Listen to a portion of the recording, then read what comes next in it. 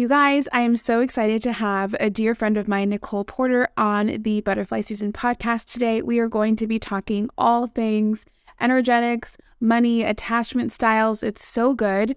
Erin is a friend of mine that I met through the Elite Entrepreneur Mastermind. It's Chris Harder's mastermind. She is a business alchemist, author of a book titled Burnout to Breakthrough. She's an energetics coach and does somatic attachment repair. And I am so excited to have her on the show today. Welcome, Erin.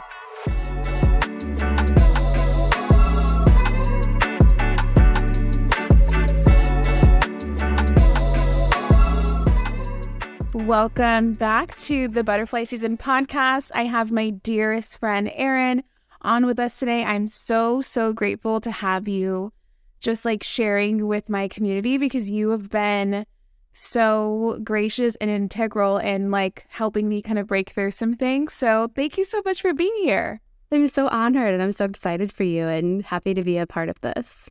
It's gonna be good. So I really want to just dive right in and talk about energetics because you've kind of opened up what's possible or even what's lingering for me.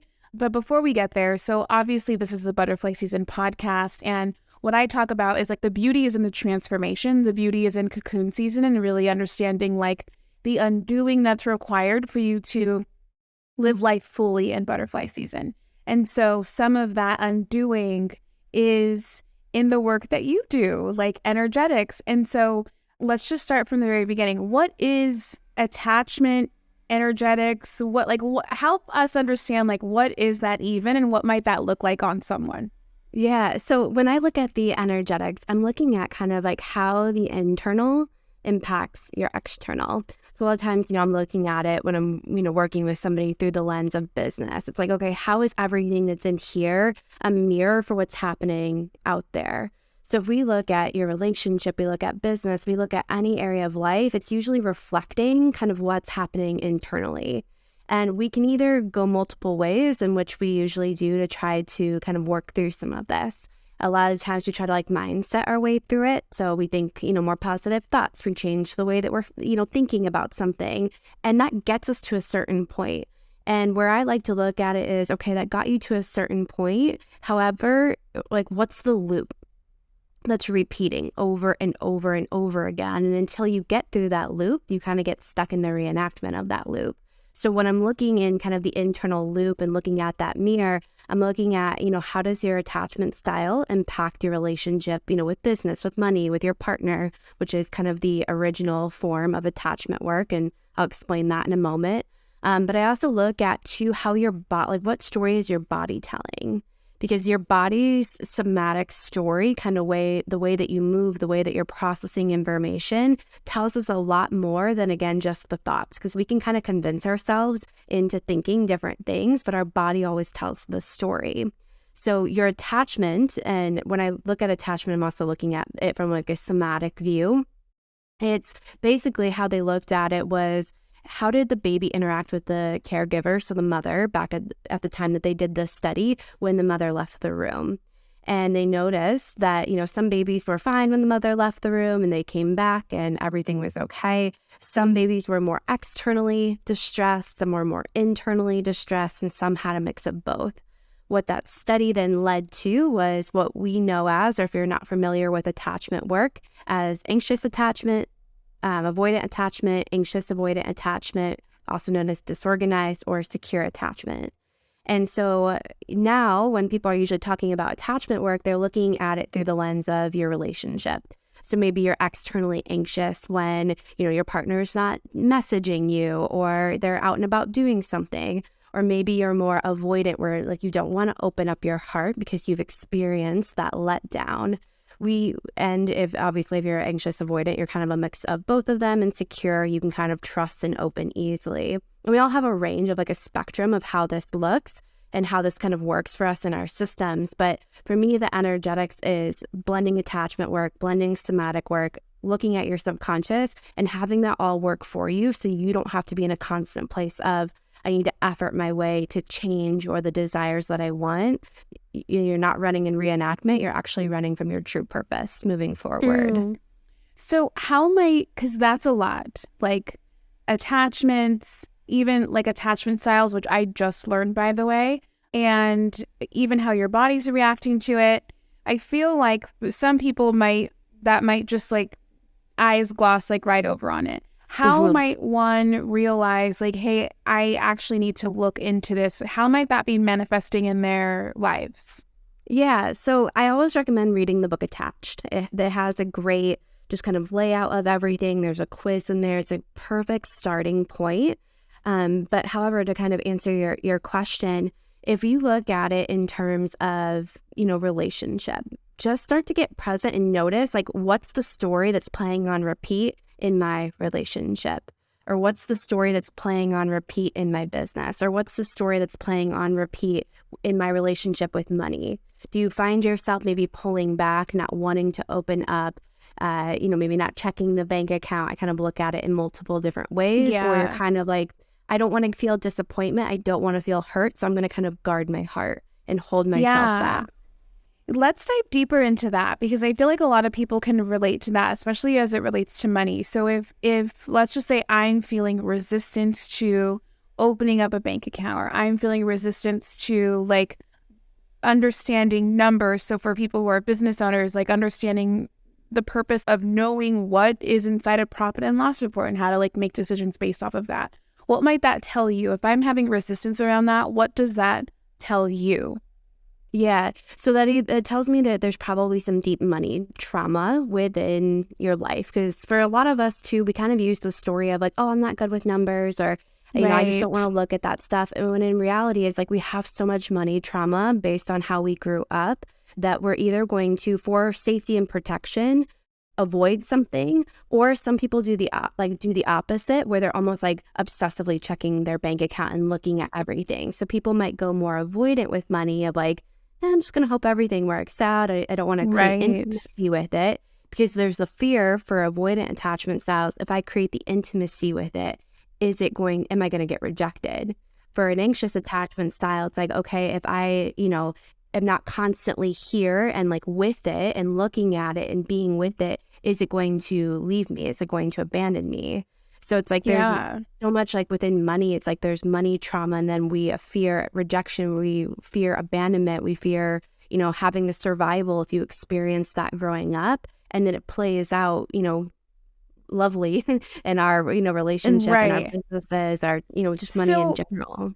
Yeah. So with that, I can understand from a relationship standpoint, like, oh, maybe I'm avoidant because I don't want to be rejected. So how, from an avoidant attachment style, let's just say you are avoiding looking at your bank account, what does rejection look like? How would that look in real life? How would that manifest? Because it's not like money saying like, deuces, I don't want to be with you anymore, right? Like, yeah, good question. So let's say, for example, I'm going to kind of go back a little bit with this one.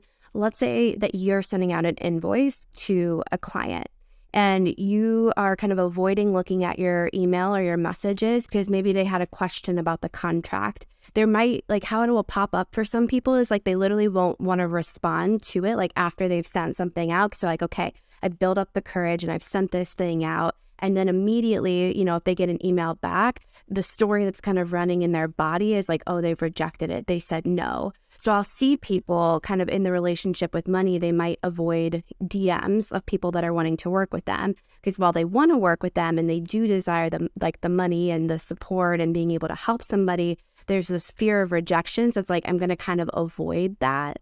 Or if they look at their relationship with money, they look at their P&L, they look at all of those different things, and it doesn't look the way that they think that it should look based on like quote unquote where they think that they should be at, then they actually have to feel and process the letdown and the hurt that lives in their body. And a lot of times for avoidant attachment styles, they don't want to have to feel those things. So it's like a barrier of protection of I don't have to feel it then. So that's kind of how it would play out more so in money that way.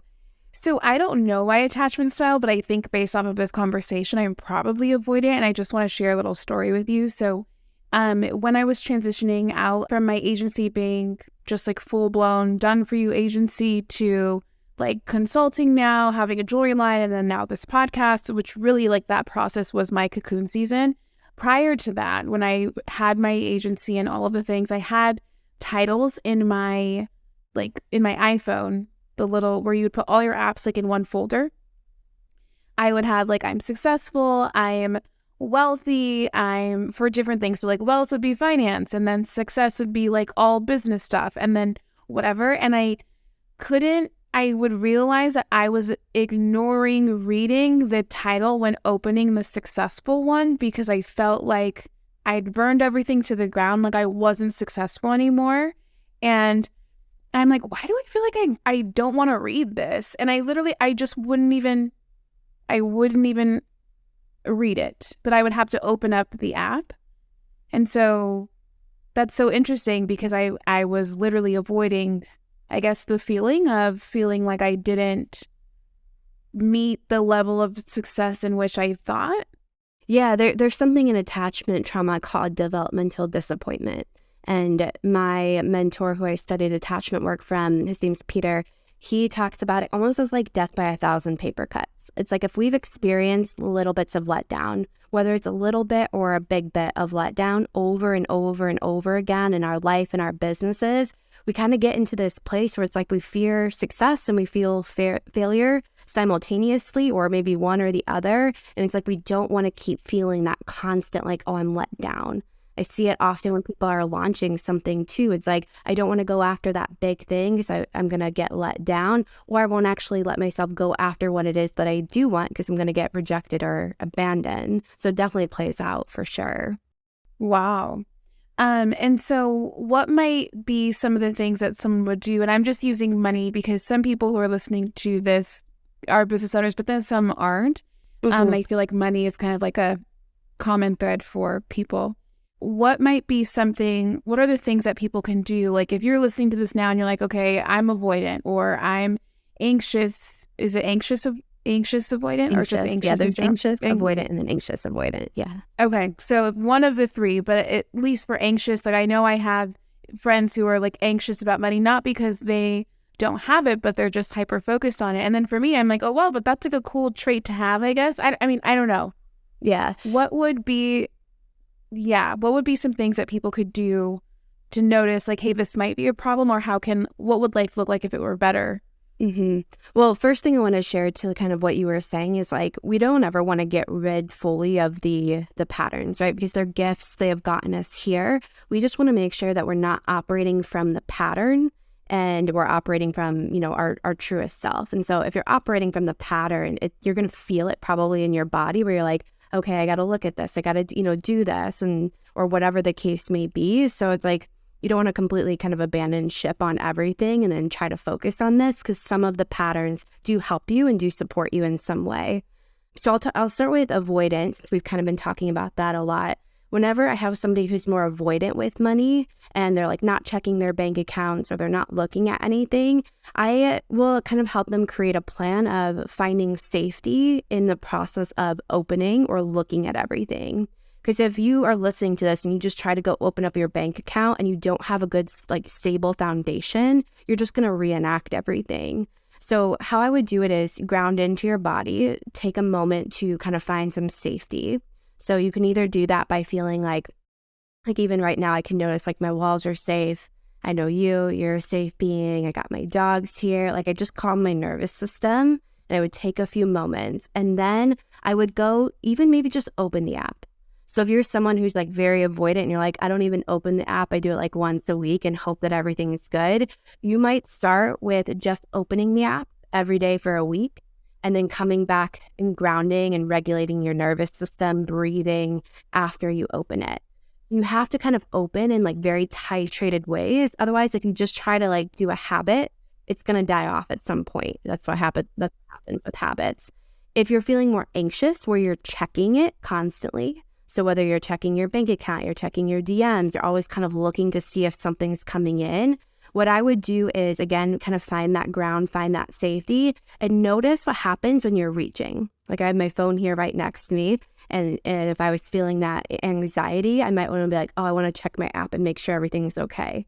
What you're doing is you're looking for something externally to provide you safety. So can you pause, notice the check, and then come back in and notice that you're safe and you're grounded. And if from there, if you still want to check, then check. But you have to kind of notice, like, who's the one that wants to check? Is it a part of me that's afraid and anxious, or is it time for me to actually look at my money and this is the time that I have set? So those are two ways, but the foundation for both of those and the medicine is safety.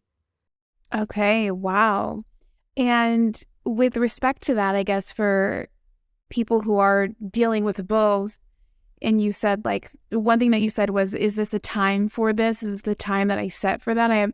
I can see how creating a boundary around money in terms of when you look at it, both for people who are anxious and people who are avoidant, might be helpful to trigger maybe an evolution, if you will, on your story of the money. Do you have any other like tips that you would typically recommend? Obviously, like the grounding, that's so important, but the cadence even?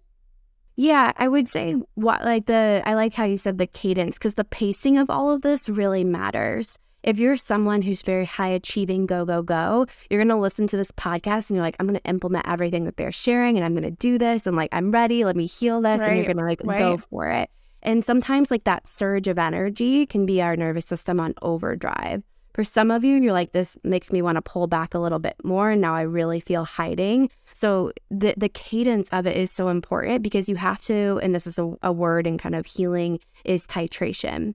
You have to go at pacing and like practice this and give yourself a lot of grace and space, because otherwise you're just going to end back up in that loop again. So I like having times where I'm doing this so I can pre-regulate my nervous system, regulate my nervous system during, and then post-regulate my nervous system too, versus like, oh, I got to do this all day long and track all of these things. It's like time and place and space, and titrate slowly into doing this work.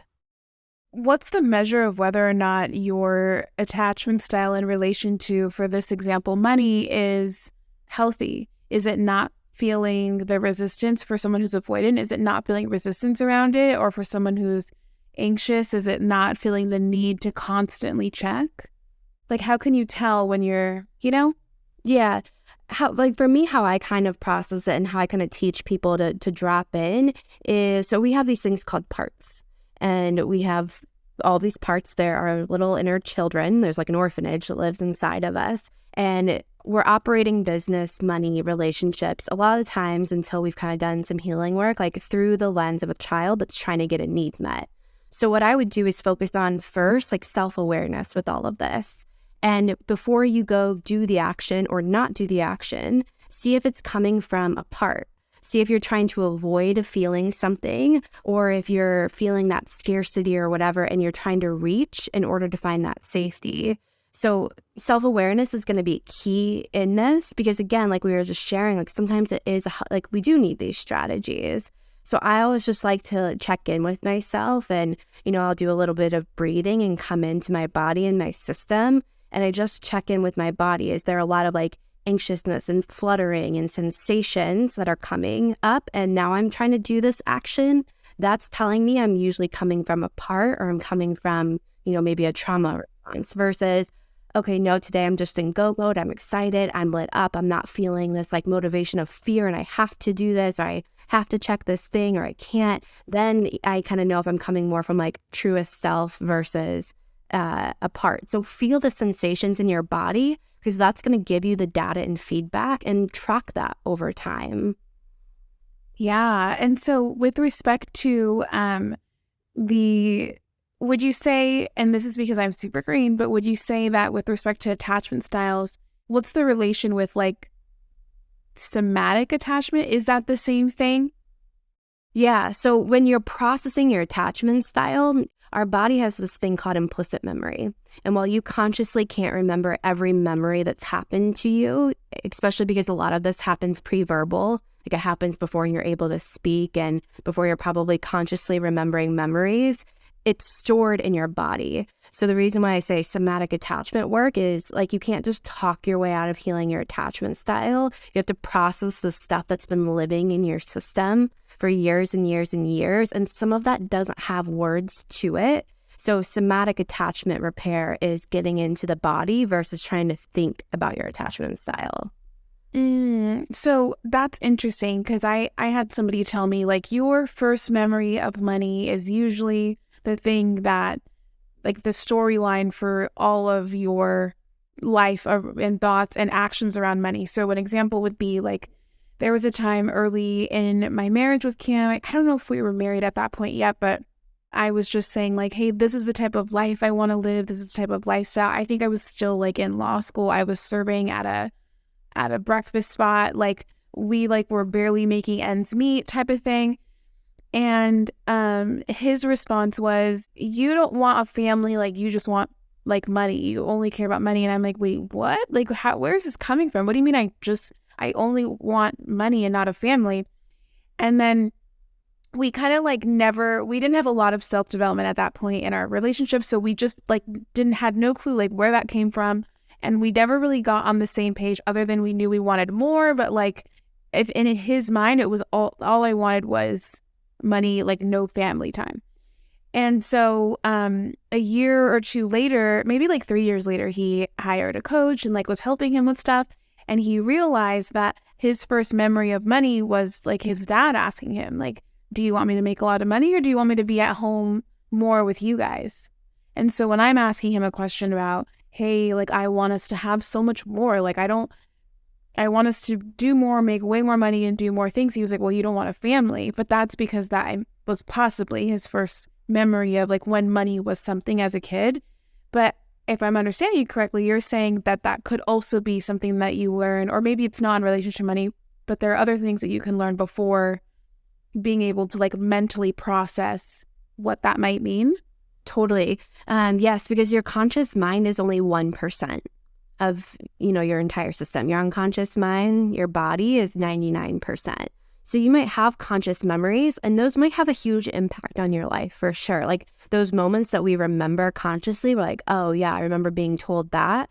And however, there's also another 99% that is just stored, whether it's directly in relationship to money or how you saw your family when you were at the grocery store, how even if they didn't say a word, because I see this a lot with people, they're like, my parents never really shared anything about money, but maybe their energy system was very like contracted and scared and felt a lot of shame. You're going to naturally pick up on that. They're your caregivers. And so it might not have been a said word or a specific memory or example, but just even how the family dynamics in the household operated, or what was even in the unspoken word that our bodies do remember, and they do keep score in that.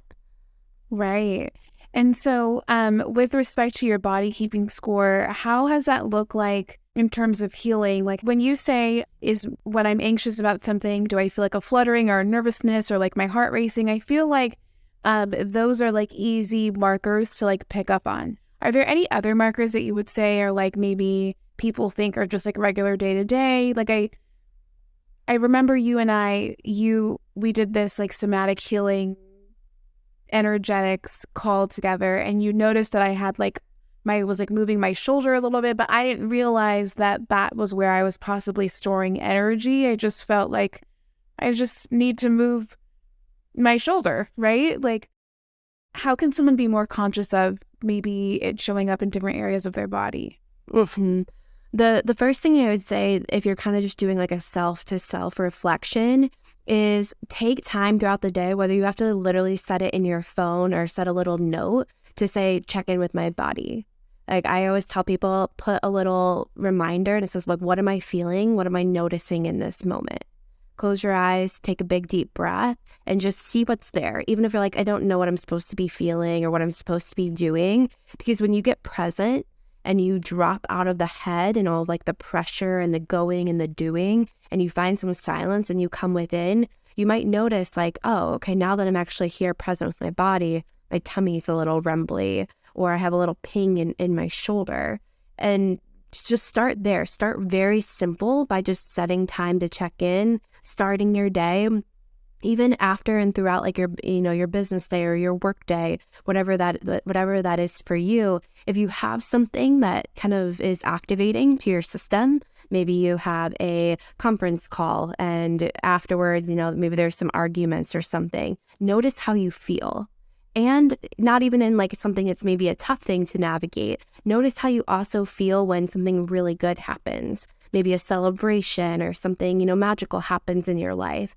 I look at all of the sensations as data and feedback, because if we don't know where we're like, if we don't have a starting point, we don't kind of know where we're going. I know for me, when I feel anxious and pressure, I get a lot of tightness in my upper back. My chest starts to flutter and it kind of caves in and everything kind of contracts. For me, I know that there's like a response starting to happen. I also notice that when something feels really good and expansive, my belly will open up. I'll feel more like well-being in my system. My whole nervous system relaxes.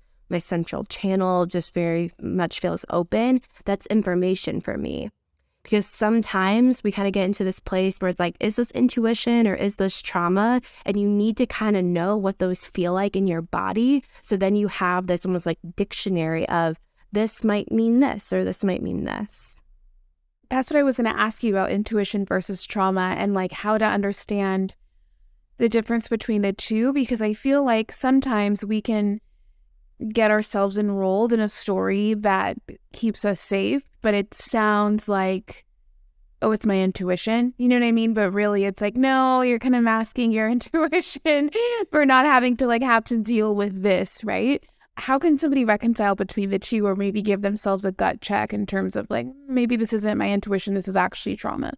Yeah, great question. So kind of what I was just sharing, where you have that pre-foundation, like do that work not in the moment. So then that way, when the moments come, you're like, okay, I have a little bit of information here and now I have something to work with. So that's one step of it. The second step that I like to go through is kind of like some internal family systems work, which is where I'm kind of looking at the part.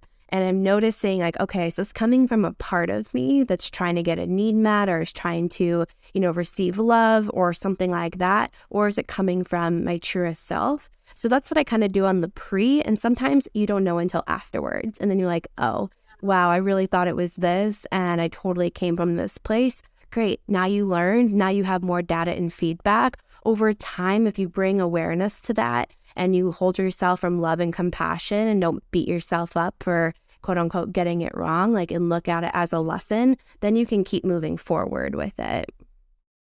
So what are some needs met? Like what does that look like in real life? And the reason why I ask is because I feel like, at least for me, there was a time you don't know what you don't know. And part of my transition and my cocoon season and butterfly season was that I didn't know that I had codependent tendencies. I'm still learning what that is, but I didn't know until someone was able to point it out. And so when you talk about wanting to get a need met, what might that look like in real life? What are some needs met that are from our trauma responses, in people's day-to-day, that they can maybe look out for? Yeah, so getting needs met would be anything like safety, love, attention, affection, all things that we need, right? I'm not saying any of these things are bad. We need safety, we need love, we need connection. We are humans. That is literally what we are wired to do. Where I like to look at it is, okay, am I doing this action or am I doing this thing because I'm trying to either prove something to somebody or myself? I'm afraid if I don't do it, that I'm not going to receive the love or the attention. That's kind of that codependency that you were just talking about. And I'm just constantly checking, what is that energy behind the action that I'm taking? Is it because I really do want to connect with somebody, or I really do want to support them, or I am, needing some healthy attention or whatever that might be? Or is it coming from the small self inside of me that's so afraid that if I do or don't do this thing, that I'm not going to have the love? So check in, especially in friendships. This is a beautiful one. I'll see where people will kind of burn themselves out, trying to make everybody happy and doing everything at the expense of themselves. And then they feel kind of resentful because maybe that isn't returned, or they feel let down by that person. But if we backtrack it far enough, it's like, oh, you were doing that because you were trying to get the attention from them. And then they kind of reenacted your trauma, almost as a caregiver would or has in the past. And then now you're feeling that letdown again. So it's just kind of scanning and saying, okay, where is this coming from? For what purpose am I doing this thing? And can I be okay with, even if I am doing it from a part of me, that I can give myself some love and compassion and know that something else might come on this journey. Yeah. And I love that. And my next follow-up question would be, I feel like a lot of us, we get so skilled at doing something as a trauma response, and you get really good at whatever the thing is. Like for me, right? Like I'm really just finally understanding the difference between like Enneagram 3, go, achiever, and being a projector. And what I realized through therapy is that I haven't reconciled it all the way yet, but what I realized is that I am an Enneagram 3 through trauma, not saying that bad things happened to me, saying like that's how love was shown to me by performance. And so for me, I'm just go, get, perform. And I have been really good at, I guess, doing things maybe less of intuition. Intuition for me feels like more of a human design projector. Like that feels intuitive, whereas Enneagram 3 feels like a trauma response. And how would you tell somebody to navigate through that undoing that's maybe more intuition than it is trauma when you have been so skilled in these learned behaviors?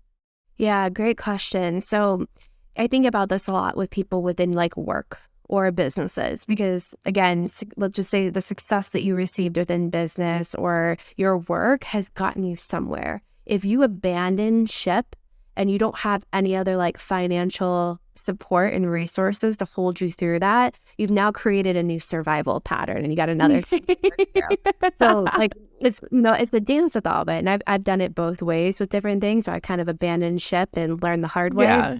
And so again, it's kind of a slow titration. I think healing work, especially this type of stuff that has so many layers to it, you want to find a good pacing.